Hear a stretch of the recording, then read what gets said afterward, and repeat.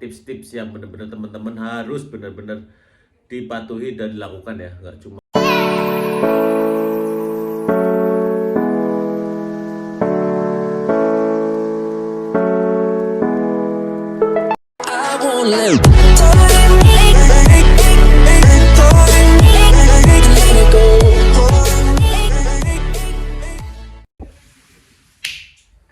Oke, assalamualaikum warahmatullahi wabarakatuh. Kita mulai ya. Kita mau bikin konten evaluasi ya.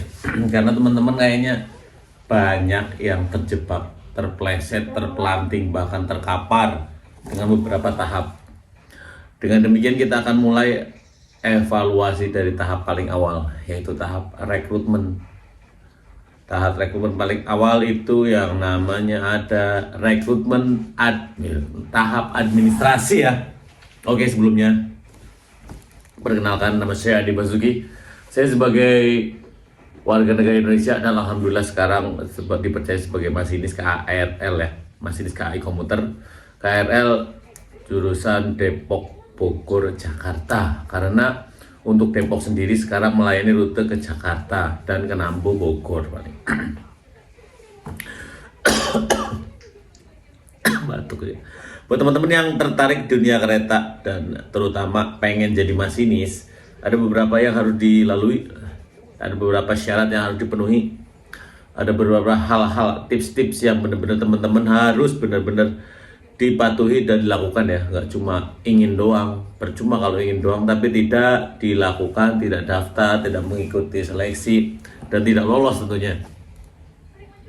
Oke, tanpa banyak basa-basi kita masuk ke menu pertama, yaitu rekrutmen eksternal tingkat SLTA. Kita ambil contoh yang kemarin dengan tingkat SLTA tahun 2022 ya, di tahap administrasi. Seperti biasa, untuk rekrutmen itu akan muncul di web resminya KAI di www.recruitment.kai.id. takutnya nggak tahu rekrutmen. Kalau nggak tahu gimana nulisnya, ketik aja di Google rekrutmen KAI. Ya, sayang sekali kalau nggak tahu sih. Seperti biasa kita lanjut ke kriteria pelamar. Keimun. Kriteria pelamar ya untuk seleksi administrasi itu ada yang namanya kriteria yang beberapa, enggak beberapa sih, banyak. Harus benar-benar kalian penuhi ya. 1. Warga negara Indonesia, dibuktikan dengan KTP tentunya ya. WNI. Jenis kelamin pria atau wanita ya. Di sini tergantung permintaan, bisa aja pria saja, bisa juga pria wanita, tergantung kebutuhan. Kak, untuk rekrutmen KAI itu setahun berapa kali? Jawabannya itu bisa sekali, bisa 2 kali, bisa 3 kali, bahkan bisa tidak sama sekali. Karena kembali lagi tergantung kebutuhan ya Kak. Terus sehat jasmani dan rohani. Kita akan kupas nih ya, dengerin. Sehat jasmani dan rohani, memiliki ijazah. Lanjutnya untuk SLTA, antara lain SMK, MA, SMK, SMA, MA, SMK atau MAK ya. Dengan nilai ujian tuh, ini yang berkaca dari 2022 kemarin ya. Nilai ujian akhir atau UAN rata-rata minimal 7. Bukan UN ya, tapi UAN. Beda kan dong. Katanya kan Kak, sekarang kan udah nggak ada UN, tapi kan ada UAN, ujian akhir nasional ya. Oh, pinternya. Pindahin ke UAN. Pinter. Nilai akhir sekolah rata-rata 7. Jadi bagi yang lulusan mulai dari tahun 2020 kan nggak ada UN, nggak ada apa lagi kan. Nilainya udah atas 7 ya, itu aman. 7 itu batas minimalnya. Terus kalau ibaratnya nanti kalau yang dibutuhkan itu D3, biasanya minimal IPK-nya itu 3,0. Dengan akreditasi jurusan atau program studi pada saat tanggal kelulusan itu minimal B dari BAN PT ya, BAN strip PT. Ada D3 kan, D3. Dan sekarang lanjut, apabila yang dibutuhkan itu D4 atau S1 ya. Kalau untuk jurusannya menyesuaikan kebutuhan ya Kak. Kak, untuk D3 jurusan apa aja yang diperlukan, menyesuaikan kebutuhan. Ini kita gambaran umumnya. Tentunya kalau ingin jadi masinis, SMA, IPA, SMK, mesin listrik otomotif ya. Untuk D3 tuh pasti bau-baunya teknik juga. Nih, mau ini parfum. Terima kasih Bun. Untuk D4 atau S1 lanjut ya. IPK minimal 3 juga dan akreditasi atau program studi pada saat tanggal lulusan itu harus A. Untuk D4 atau S1 harus A ya. Emoji remote jangan. Oh, remote nih, kasih Bun. Oke, di sini untuk syarat kelulusan paham ya. Untuk SLTA itu 7, D3 IPK 3, D4 S1 IPK pun 3. Oh ya, tambahan D3 itu minimal akreditasi B, D4 S1 akreditasi A. Paham ya? Kita jelasin dulu, nanti kita akan kupas. Untuk usia pelamar ya, per 1 Agustus atau per tanggal daftar itu ya. Tingkat pendidikan SLTA itu rendah-rendahnya itu 18. Untuk teman-teman yang lulusan SLTA itu 18 minimal di pertanggal lulus. Paling tinggi itu 25. Nah, di sini harus paham dulu ya Kak. Jadi buat teman-teman dari tanggal yang ditentukan itu lebih sehari atau 2 hari itu gagal, atau kurang sehari 2 hari tetap gagal, karena di sini sudah jelas dikatakan bahwasanya usianya itu 18 sampai 25 per tanggal tertentu yang nanti sesuai dengan syarat. Untuk pendidikan D3 serendah-rendahnya itu 20 cuy. Ya, buat teman-teman yang rasa D3 itu serendah-rendahnya 20 dan setinggi-tingginya 27. Dan itu pun sama sesuai per tanggal yang ditentukan. Nanti ya, tenang aja. Tingkat pendidikan D4 atau S1 serendah-rendahnya itu 21. Setinggi-tingginya 30. Ya, buat teman-teman nih paham ya sampai sini untuk usia. Jadi nanti yang ditentukan per tanggal tertentu maksimal segini, minimal segini. Ya, untuk yang berkaca dari tanggal kemarin yang rekrutmen 2022 itu per 1 Agustus. Nggak boleh kurang, nggak boleh lebih. Ya. Memiliki tinggi minimal 160 berat badan ideal. Ini kebetulan 160 karena untuk tahun 2022 ini kemarin berbagai jurusan ya. Kalau untuk masinis itu 165 ke atas dengan berat badan ideal.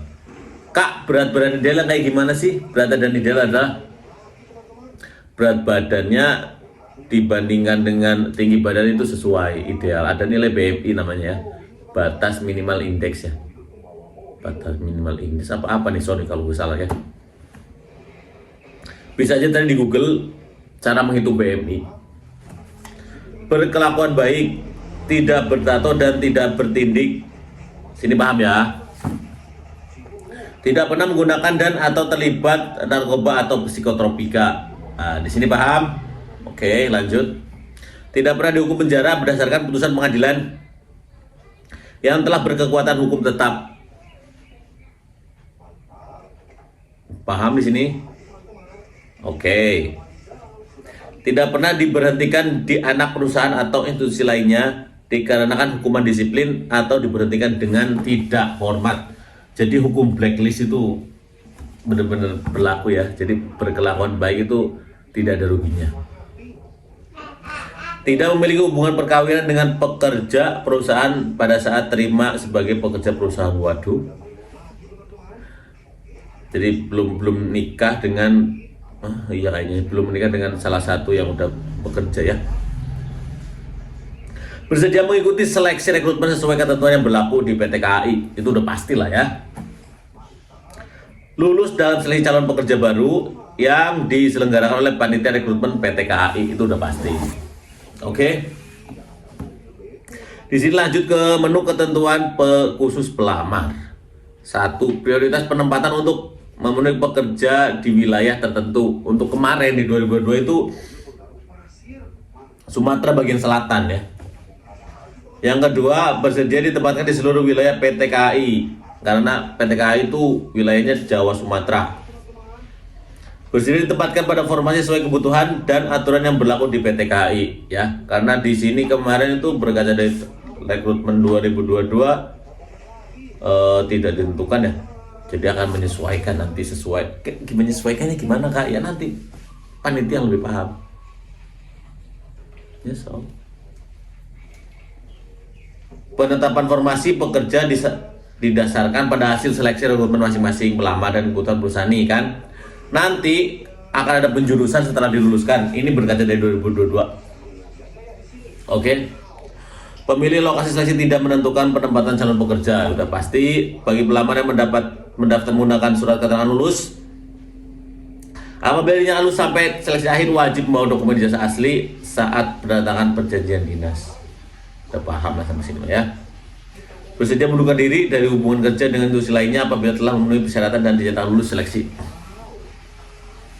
Oke, paham sampai sini ya. Lanjut ke persyaratan umum lamaran. Ini nih, udah mulai hal-hal yang benar-benar penting ya. Pas foto terbaru. 2. Ijazah SKL, SLTA, D3, D4, S1 asli atau fotokopi legalisir.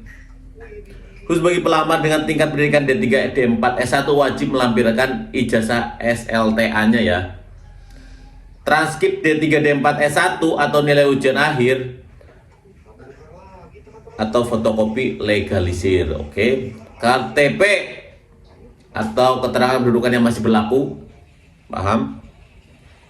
Terus untuk yang D3, D4 itu harus ada akreditasi jurusan ya pada tanggal kelulusan. Oke.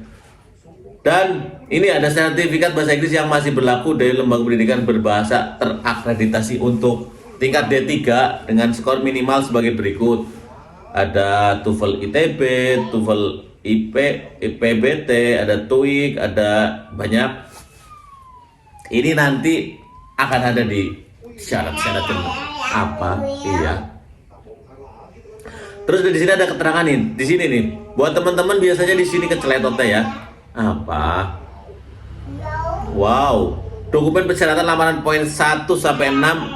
Iya, sayang. Memakai format PDF dengan ukuran maksimal 2 MB ya. Buat teman-teman nih dari 2 sampai 6 yang tadi ijazah sampai akreditasi jurusan itu memakai format PDF ukuran maksimal 2 MB. Kalau teman-teman yang ngerasa belum mahir, iya kereta, belum mahir dalam hal kompres mengompres atau rubah merubah, serahkan pada amang-amang fotokopi eta mah geus ahlina ya.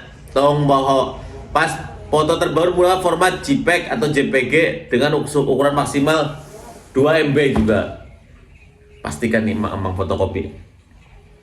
Adapun tahapan seleksinya antara lain tahap 1 administrasi, tahap 2 seleksi kegiatan kesehatan awal, 3 seleksi psikologi, tahap 4 seleksi wawancara, tahap 5 kesehatan akhir. Dan untuk yang sekarang itu udah sampai ke tahap kesehatan akhir ya.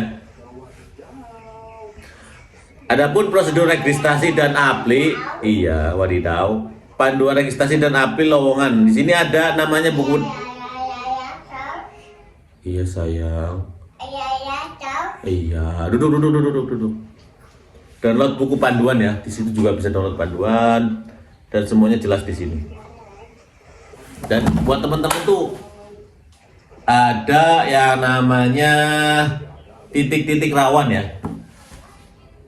Ini kita akan kupas. Buat teman-teman biasanya gagal kenapa di administrasi antara lain tidak memasukkan file berdasarkan apa yang dibutuhkan. Mungkin masuknya ke sini, malah masuknya pada saat apa ijazah, malah masuk SKL. Kayak gitu. Jadi hati-hati buat teman-teman ya. Antara lain juga ukuran, format juga dan paling penting banget. Mohon maaf nih ya buat teman-teman.